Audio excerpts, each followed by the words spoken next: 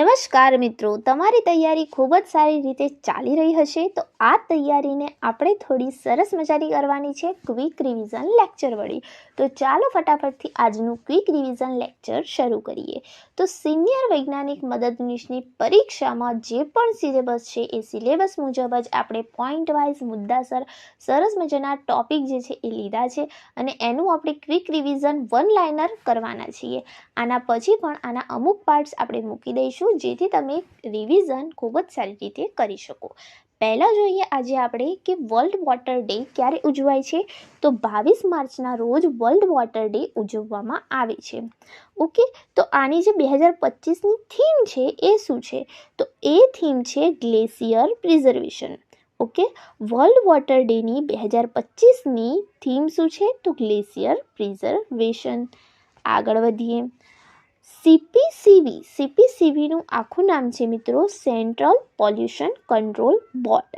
આ તમે વાંચ્યું હશે, પણ એક બીજી વસ્તુ આપણે ધ્યાનમાં રાખીશું કે જે કરંટ ચેરમેન છે સીપીસીબીના એ કોણ છે? એ છે વીર વિક્રમ યાદવ. કોણ છે? વીર વિક્રમ યાદવ. સીપીસીબી એ સેન્ટ્રલ જે ગવર્મેન્ટ છે એના થ્રુ થાય છે ઓર્ગેનાઇઝ, બરાબર? એટલે જેને સેન્ટ્રલ પોલ્યુશન કંટ્રોલ બોર્ડ કહેવાય છે. તો જે સ્ટેટ ગવર્મેન્ટ છે એના વડે જે બોર્ડ ઓર્ગેનાઇઝ થતા હોય એ સ્ટેટ બોર્ડ હોય છે. તો ગુજરાત માટે એવું એક છે જીપીસીબી, જેને કહેવાય છે ગુજરાત પોલ્યુશન કંટ્રોલ બોર્ડ. એના હાલના ચેરમેન કોણ છે? તો એ છે શ્રી આરબી ભરાડ. ઓકે, તો શ્રી આરબી ભરાડ જે છે એ કરન્ટલી આપણા જીપીસીબીના જે છે ચેરમેન છે. ઓકે, આગળ જોઈએ. જે સેપા એના જેવું જ એક ફૂલ ફોર્મ છે, જેવી રીતે આપણે સીપીસીબી જીપીસીબી જોયું એવી રીતે.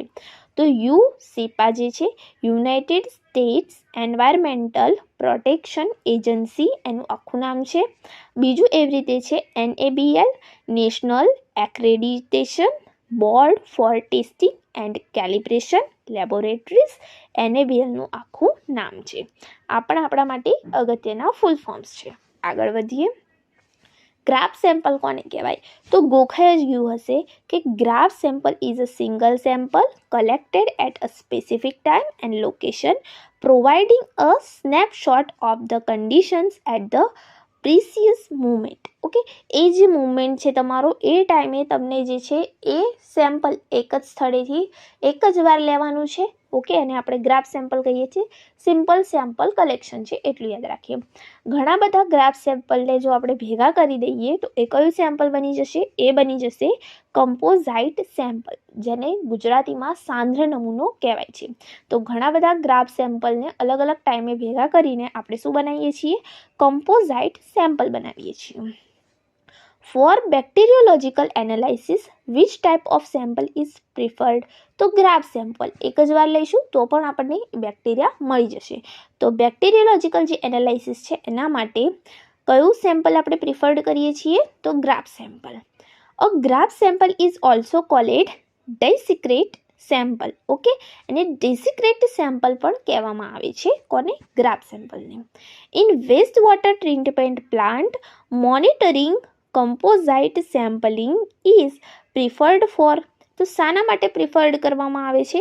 તો સસ્પેન્ડેડ જે સોલિડ્સ છે એનું મેઝરમેન્ટ કરવા માટે. ઓકે.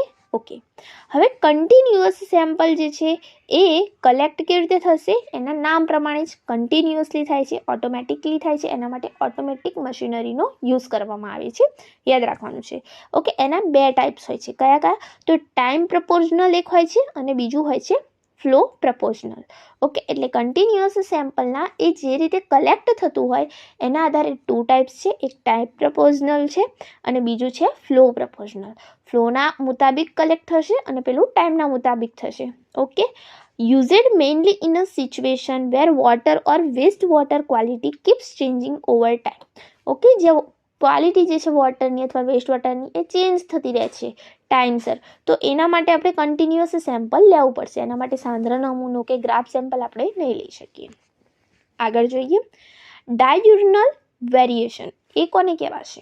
ઓકે, તમે અમુક ટર્મ્સ જે છે નવી જોશો વિડીયોમાં. તો જે આ ડાયયુર્નલ વેરિએશન છે એનો મતલબ થાય છે કે જે ચેન્જ થાય છે during the day, continuous sampling best કેપ્ચર્સ that. Okay, એને ડાયurnal વેરિએશન કહેવાય છે, જે ચેન્જીસ થાય છે ઓકે ડ્યુરિંગ ધ ડે, જે દિવસમાં ચેન્જીસ થયા કોઈ પણ જે આપણું સેમ્પલ લેવાનું હતું એની અંદર, તો એને આપણે કહીશું ડાયurnal વેરિએશન. ઓકે, તો કન્ટિન્યુઅસ સેમ્પલ લઈશું તો જે ડાયurnal વેરિએશન છે, આપણે કીધું ને પહેલાં કે જે વેસ્ટ વોટર જે બદલાતું રહેતું હોય, તો એને જ આપણે કહીશું ડાયurnal વેરિએશન. ઓકે, એ બદલાતું રહે છે એને જ કહીએ છીએ ડાયurnal વેરિએશન. એના માટે આપણે કન્ટિન્યુઅસ સેમ્પલિંગ વડે બેસ્ટ કેપ્ચર કરી શકીએ છીએ. કોને? ડાયurnal વેરિએશનને. આગળ જોઈએ, બાયસ્ડ સેમ્પલ કોને કહેવાય છે? જ્યારે કે જે કોઈ મશીનરી છે આપણી, જેના વડે આપણે સેમ્પલિંગ કરીએ છીએ, લઈએ છીએ, જે ડિવાઇસ છે આપણું એ માલ ફંક્શન થઈ ગયું હોય, એક્ઝામ્પલ તરીકે સ્ટોપ વર્કિંગ થઈ ગઈ હોય એમાં, અને કેટલાક કલાકો માટે કદાચ બંધ થઈ ગયું હોય અને કલેક્ટ અનઇવેન્ચ્યુઅલી કરી દેતું હોય સેમ્પલને, તો જે સેમ્પલ છે એ જે રિપ્રેઝેન્ટ કરવું જોઈએ થ્રુ એવરેજ વોટર ક્વોલિટીની, એ નહીં કરી શકે, તો એને કહીશું આપણે બાયસ્ડ સેમ્પલ.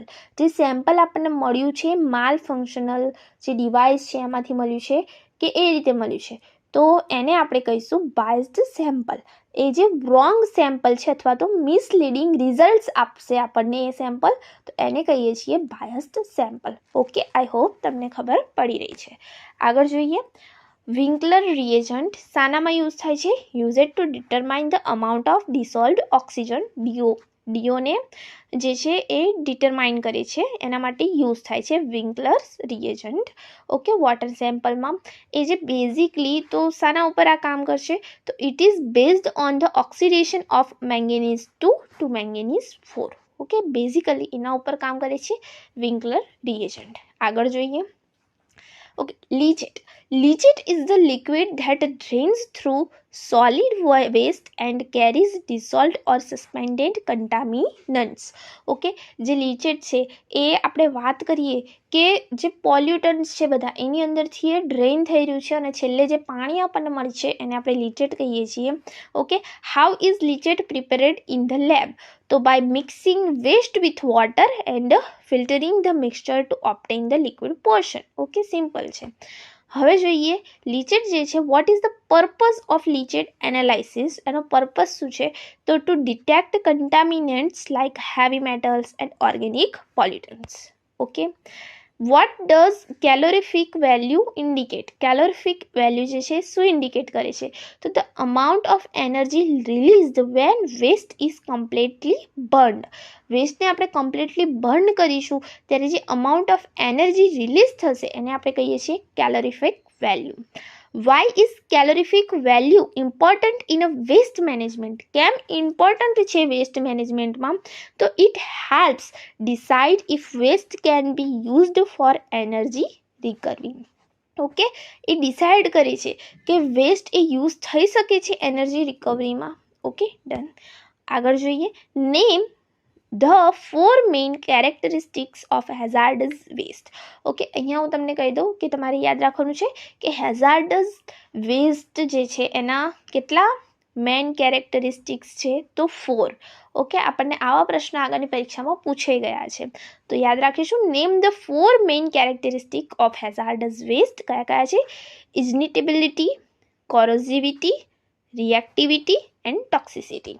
ઓકે, જે આપણે જોયું ઇગ્નિટેબિલિટી જે છે એનો અર્થ થાય છે ability of waste to easily catch fire, જે ઇઝીલી ફાયર કેચ કરી શકે એવા વેસ્ટ આપણા. ઓકે, કોરોઝિવિટી કહેવાય the ability of waste to corrode metals or destroy metals. એની ક્ષમતા જે છે મેટલ્સને ડિસ્ટ્રોય કરવાની, તો એને કહીશું આપણે કોરોઝિવિટી. રિએક્ટિવિટી કોને કહીશું? તો ability of waste to react violently or exploded. Okay, જે રિએક્ટ કરી રહ્યું છે વાયોલેન્ટલી કોઈ બી અધર જે વેસ્ટ છે એની સાથે, અથવા એક્સપ્લોડ કરી રહ્યું છે, તો એને કહીશું reactivity. Toxicity, we know that ability of waste to harm living organisms. Okay, done. What does TOC stand for? TOC means TOC એટલે કે total organic carbon. What does TOC measurement indicate?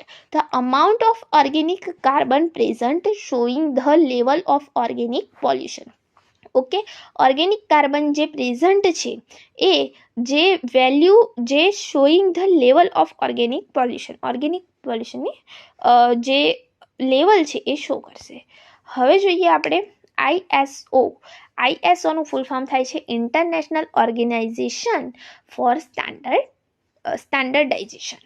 ISO જે છે એ independent non governmental organisation છે. આઈએસઓનું central located છે Geneva, સ્વિટ્ઝરલેન્ડમાં.